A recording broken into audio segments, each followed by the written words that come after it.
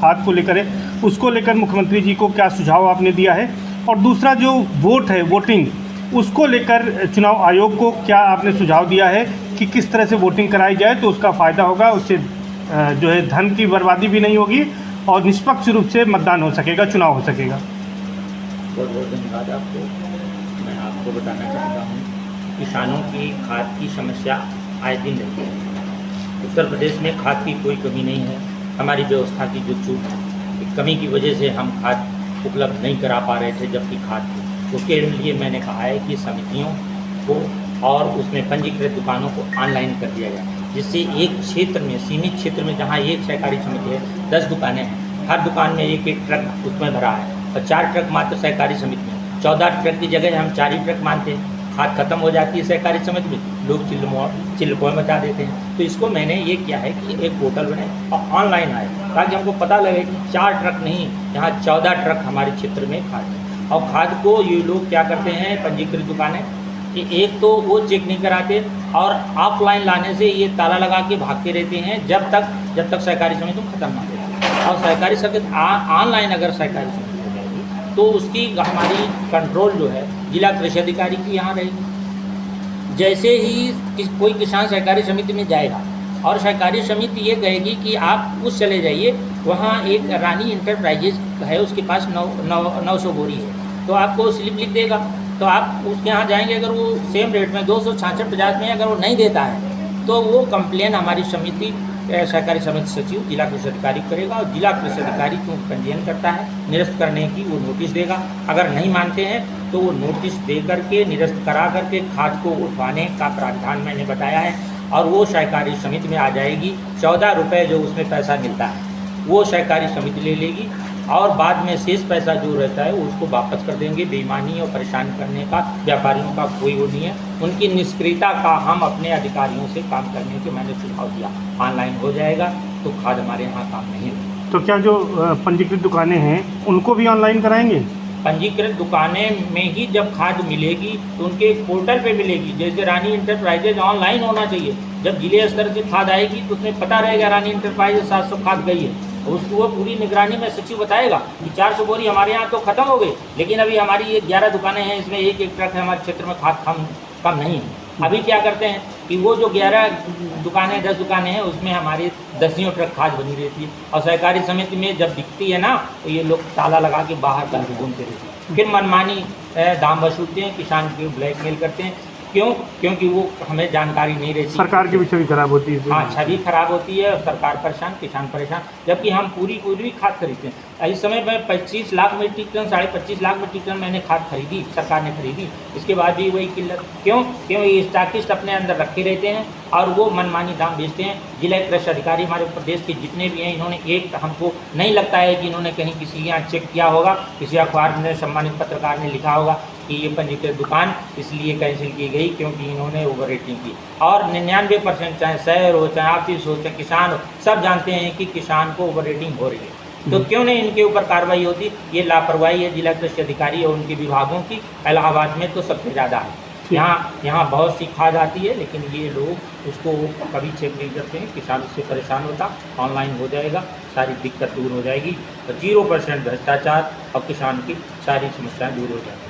दूसरा जो मामला है आपका, जैसे पैसा ट्रांसफ़र होता है वैसे ही वोट ऑनलाइन ट्रांसफ़र हो, इसका सुझाव किससे दिया है आपने? देखिए, ये एक बहुत बड़ी राष्ट्र हित में हमारी सोच है, परिकल्पना है कि जिस तरीके से पैसा जो हमारा इतना सुरक्षित रहता है, लाखों रुपए ट्रांसफ़र मोबाइल से होता है, तो इस तरीके से हमें वोट ट्रांसफ़र भी करने का अधिकार होना चाहिए। इस पर हमारे लोग सोचें, अधिकारी सोचें। तो मैंने प्रदेश के जो सबसे बड़े यहाँ पर चुनाव अधिकारी, मुख्य चुनाव अधिकारी होते हैं, चीफ इलेक्टोरियल ऑफिसर होता है, उसके यहाँ मैंने ये दे दिया है और कहा है कि ऊपर के अधिकारियों को अवगत कराइए कि जिस तरीके से हमें पैसा ट्रांसफ़र होता है उसी तरीके से वोट ट्रांसफ़र होना चाहिए। एक विधानसभा को एक ब्लॉक एक बैंक के रूप में माने और उसमें प्रत्याशियों को एक खातेदार के रूप माने।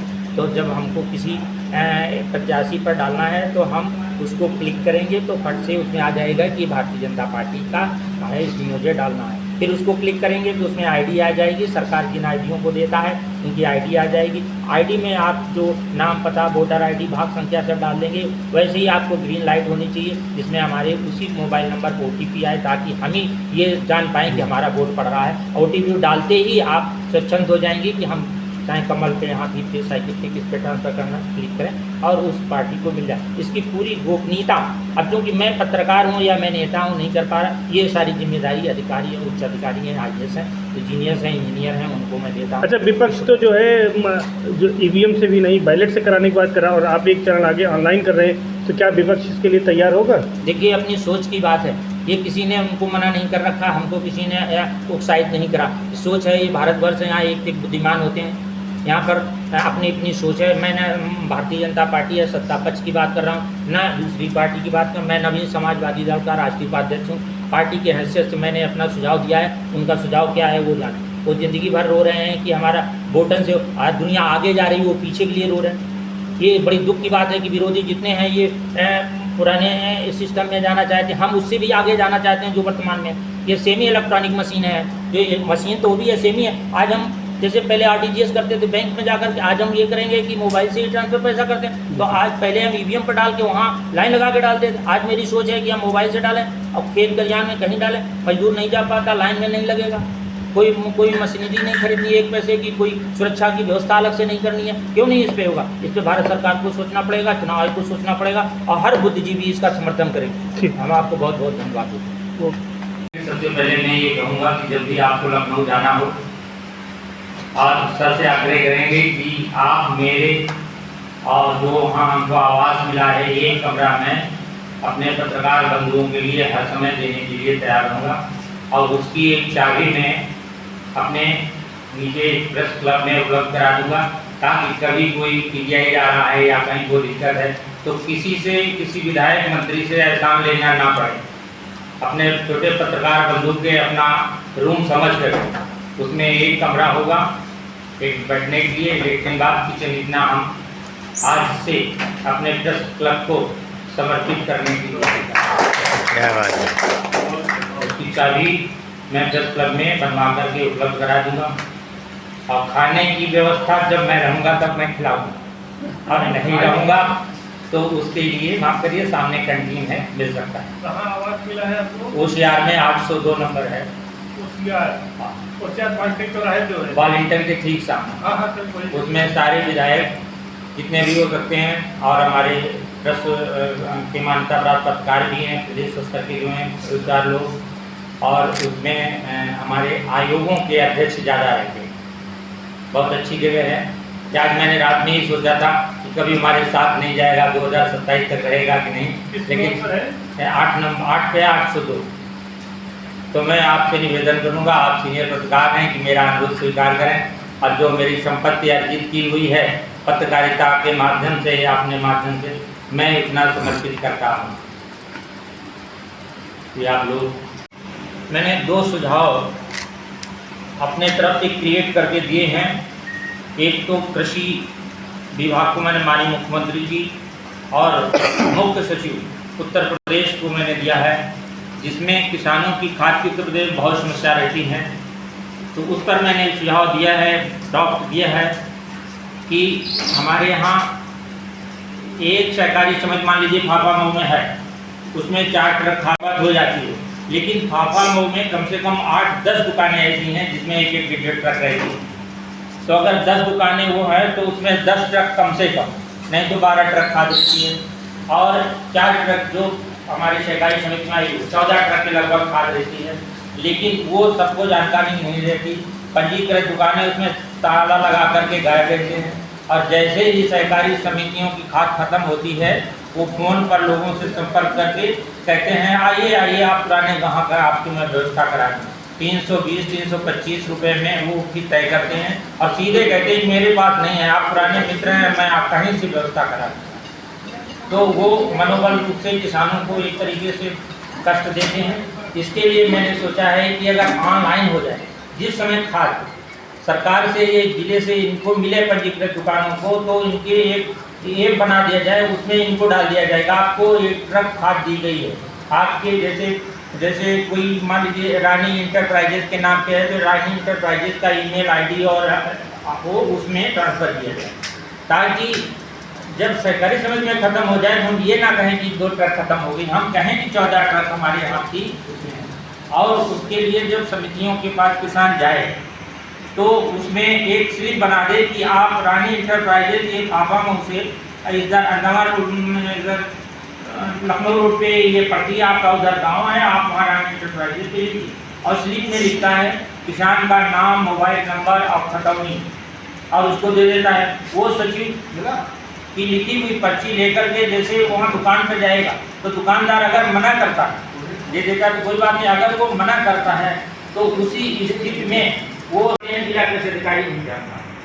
इसका कुछ ना कुछ तात्पर्य है। इसलिए हमारे 800-900 दुकानें हैं, अगर 4-5 हज़ार रुपये भी अगर ये देते हैं तो 18 से 20 लाख 25 लाख जिला कृषि अधिकारी के यहाँ कलेक्ट होगा, और वो कभी नहीं जाएगा। सरकार कुछ भी करे, माननीय मुख्यमंत्री जी कुछ भी करें, क्योंकि जब उसको दाना मिल गया है तो वो सरकार इतने किसान इतने काम नहीं करेगा, ये मुझे आशंका है। इसलिए कभी ये लोग पूरे उत्तर प्रदेश में एक भी रजिस्ट्रेशन तहसील नहीं हुआ, अब नहीं हुआ। तो इसका कारण हमको लगता है कि इस तरीके से जब ऑनलाइन हो जाएगा, मेरा प्रकरण ये चल रहा है, मैंने 1 हफ्ते पहले माननीय मुख्यमंत्री जी को दिया और उसको चीफ सेक्रेटरी को दीपक सर समय चालू थे, मैंने उनसे किया, उनका आपका सुझाव उत्तम है, इसको मैं बहुत जल्दी कराऊंगा। तो आपके माध्यम से मैं कहना चाहता हूँ कि ये अगर हो जाएगा तो ये मेरी इच्छा है। यहाँ से मैं करवा नहीं रहा हूँ, सिर्फ ये कराऊँ, मैंने इस तरीके से 4-6 नियम बनवा दिए। उच्च अधिकारियों ने मुख्यमंत्री जी को बताया, मुख्यमंत्री जी खुश हो गए, पीठ थपथपाई और हमारा श्रेय अपना ले। तो इस बार मैंने ये सोचा है कि मैं प्रेस कॉन्फ्रेंस करूँगा। अभी फतेहपुर गया तो मैंने कहा यही चीज़, मैं औरैया में भी कह के आया हूँ कि ये मैं नियम बनवा रहा हूँ, ताकि कुछ तो हम लोगों को भी मिल जाए कि हाँ, ये सोच हमारी है, हम करें। मैंने 4 नियम बनवाए थे। इसके पहले अक्टूबर में मैंने बनवाया था, एक महीना आपको याद है कि मैंने ये कहा कि जितनी भी नकली खाद बनती है वो कई ट्रक बनती है, पूरी फैक्ट्री है, यहाँ पकड़ेगी, मंजनपुर में पकड़ेगी और यहाँ में एसडीएम पकड़ती है, जिला में सरकारी नहीं पकड़ता। तो वो खाद कहाँ खपत होती है? वो पंजीकृत दुकानों में पकड़ती है।